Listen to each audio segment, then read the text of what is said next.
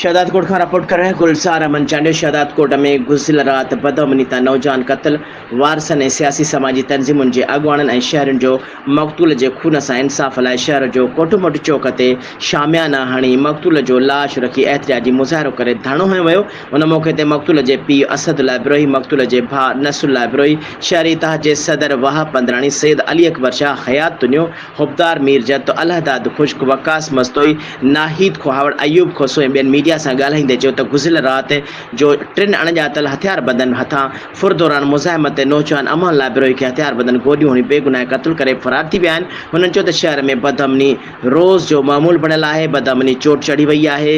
शहरी पाण में खे ग़ैर महफ़ूज़ सम्झी रहिया आहिनि, पर पुलिस बदअमनी ख़िलाफ़ को बि तहरुक न वरितो आहे। पुलिस ॾोहारे नाॾो बेवस बणियल आहे, जेको मुज़म्मत जोॻो अमल आहे। मुज़ाहिरनि मुतालबो कयो त नौजवान अमन ला बिरोही जा क़ातिल गिरफ़्तार करे बदअमनी ते कंट्रोल करे शहरियुनि ऐं मक़तूल जे वारसनि में पखिड़ियल बेचैनी ख़तमु कई